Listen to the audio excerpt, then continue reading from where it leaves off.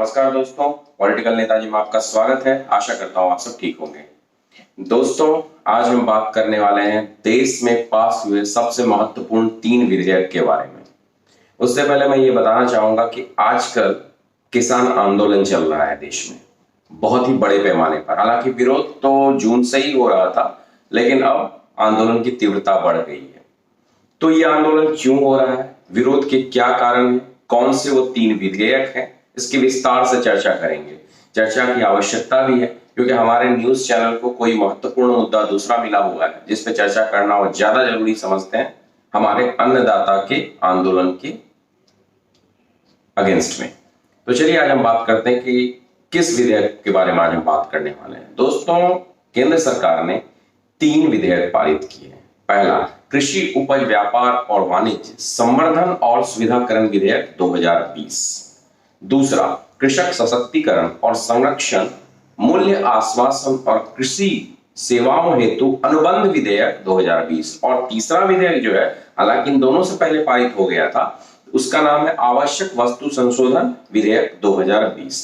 तो आज जो हम चर्चा करेंगे वो पहला विधेयक है, कृषि उपज व्यापार एवं वाणिज्य संवर्धन एवं सुविधाकरण विधेयक 2020। तो यह क्या है विधेयक? इस विधेयक के पास होने के बाद किसानों को यह ऑप्शन मिल जाएगा कि वो मंडियों तक बंधे हुए नहीं रहे, यानी किसान और व्यापारी सीधे अपने अनाज और फसल को कहीं भी बेच सकते जहां उनको उचित मूल्य मिलेगा, और इसके लिए उन्हें राज्य की बाध्यता नहीं होगी। इसमें परिवहन कॉस्ट कम लगेगा, इसका फ्रेमवर्क और मजबूत किया जा रहा है, यानी मंडियों पे जो आधारित थे वो समस्या समाप्त हो जाएगी। दूसरा विधेयक, कृषि सशक्तिकरण एवं संरक्षण, कीमत आश्वासन और कृषि सेवा पर करार विधेयक 2020। इस विधेयक में करारों पर ध्यान दिया गया, यानी उत्पादों की बिक्री, फॉर्म सेवाओं, बिजनेस फर्मों, प्रोसेसर, थोक विक्रेताओं, खुदरा विक्रेताओं और उसके लिए बीज की आपूर्ति सुनिश्चित करना, तकनीकी सहायता, यानी कृषि के रिलेटेड जितने भी तकनीकी सामान आते हैं उसकी व्यवस्था करने जैसे चीजों पर ध्यान दिया जाएगा। अब तीसरा विधेयक है आवश्यक वस्तु संशोधन विधेयक 2020। इस विधेयक के अंतर्गत अनाज, दलहन, तिलहन, खाद्य तेल, आलू और आवश्यक वस्तु की सूची से इन सबको हटाने का प्रावधान किया गया है। अब इससे ये माना जा रहा है कि इससे किसानों को ज्यादा मूल्य मिल पाएगा। तो ये जो 3 विधेयक पारित किए गए हैं, तो इसके पारित होने के बाद भी आखिर क्यों विरोध हो रहा है, आखिर क्या खामियां हैं इसमें, क्या समस्याएं हैं जो किसानों की चिंताओं को बढ़ा रही है, इस पे हम चर्चा करने वाले हैं। तो चलिए आज हम इस बात की चिंता करते हैं कि क्या चिंता के लायक कारण है या नहीं है। इससे पहले मैं बताना चाहूंगा, जैसे ही ये 3 विधेयक पास हुए तो बीजेपी सरकार में से अकाली दल की नेता हरसिमरत कौर ने इस्तीफा दे दिया, यह कहते हुए कि मैं इन नीतियों का विरोध कर रही हूं, इसलिए किसानों के साथ खड़े होने के लिए मैं इस्तीफा दे रही हूं। चलिए ठीक है, लेकिन मुख्य मुद्दा जो किसानों के विरोध करने का है इसमें, वो है न्यूनतम समर्थन मूल्य।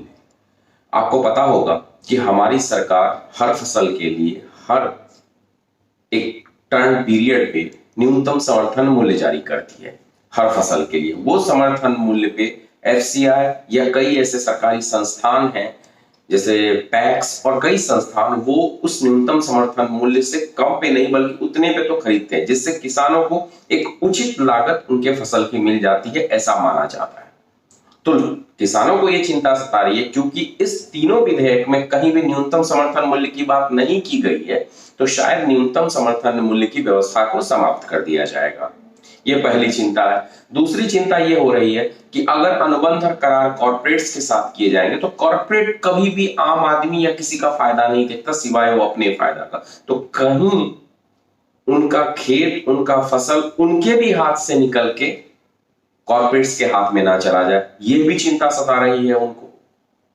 तीसरी बात, इसका जिक्र बीच में करना चाहूंगा कि ये चिंता थोड़ी सी वाजिब लगती है कहीं ना कहीं। इसके लिए सरकार को सोचना पड़ेगा कि किस तरीके से कॉर्पोरेट्स से ज्यादा बेनिफिट किसानों को मिले और कॉर्पोरेट अपनी मनमानी ना कर पाए।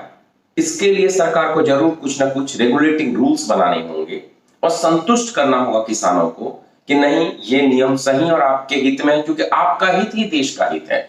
क्योंकि मैं एक उदाहरण देना चाहूंगा, कहीं ये ना हो जाए कि नील की खेती जो बिहार में करवाए जाते थे और अंग्रेज ज्यादा से ज्यादा शोषण करते थे, और उसके इतिहास को हम कई बार पढ़ चुके हैं, कई बार जान चुके हैं। या यूं कहना ज्यादा नहीं होगा कि इसी सब आंदोलन के चलते गांधी जी वहां से अपना सत्याग्रह पहला शुरू किए थे। तो कॉर्पोरेट्स हमेशा शोषण के लिए जाने जाते हैं, कुछ चुनिंदों को छोड़ करके जो देश के लिए भी सोचते हैं, वो सिर्फ अपना फायदा देखते हैं। तो कहीं ऐसा ना हो कि ये अनुबंध विधेयक उनको समस्या करे। तो इसलिए अगर ऐसा नहीं है तो सरकार को ये होना चाहिए कि वो उन्हें नियमों को अच्छी तरह से समझाने का प्रयास करे। तो दूसरी बात तो ये हो गई।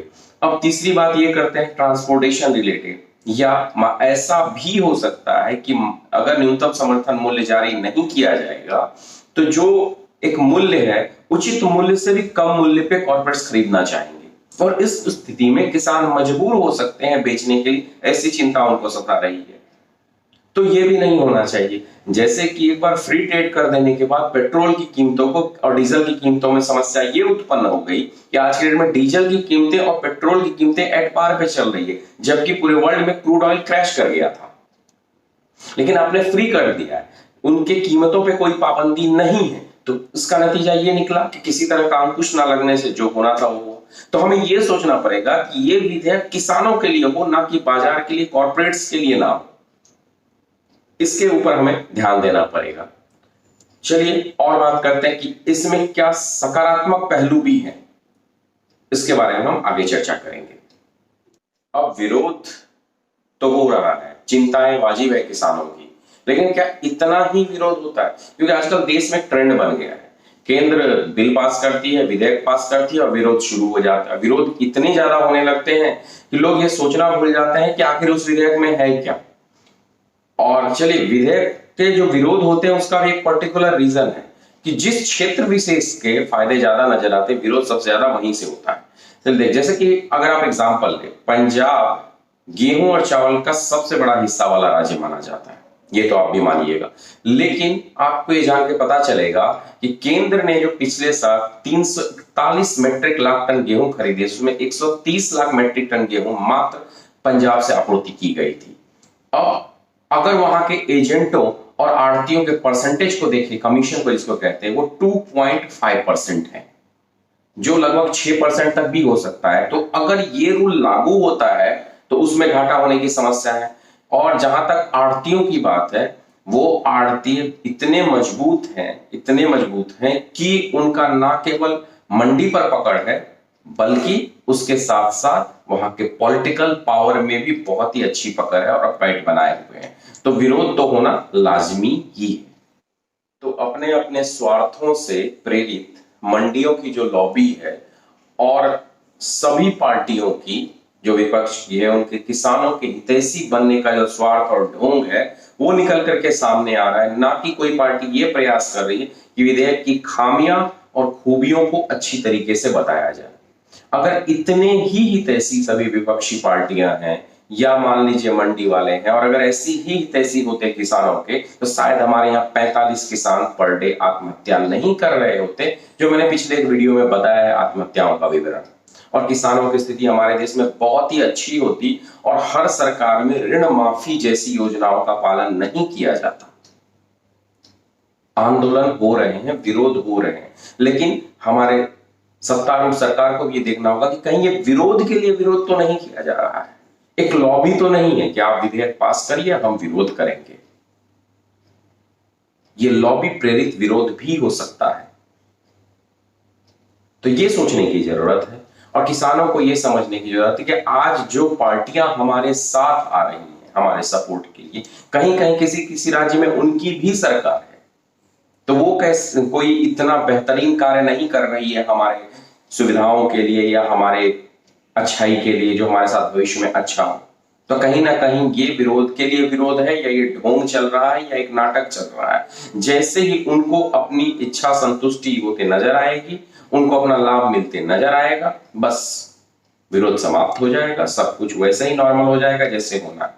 इसलिए अगर मांग रखना है तो मांग रखा जाए, विरोध किया जाए सही तरीके से, सही पॉइंट्स को लेकर, और केंद्र को भी हो कि अगर गलतफहमी फैल रही है विधेयक के बारे में तो वो उनके बीच में क्लैरिटी लाए कि विधेयक में इस तरह की खामियां नहीं है जो आपको बताया जा रहा है। और जिन्हें इनका हितैषी बनना है तो कृपा करके हितैषी उस तरीके से बनिए कि कोई किसान 25-50 हजार के लिए अगर आत्महत्या कर ले रहा है तो वो ना करे, और इस तरीके के हर बार विरोध का ढोंग और नाटक करके हमारे देश को पीछे करने की कष्ट ना करें। वैसे ही बहुत समस्याएं हैं देश में जिससे हम जूझ रहे हैं, और ये विरोध का नाटक करके अपने सत्ता को चमकाने की जरूरत नहीं, आपको मुद्दे बहुत है। इस नोट के साथ किसानों के हित की सोचते हुए इस वीडियो को समाप्त करना चाहूंगा दोस्तों। लाइक करें, शेयर करें, सब्सक्राइब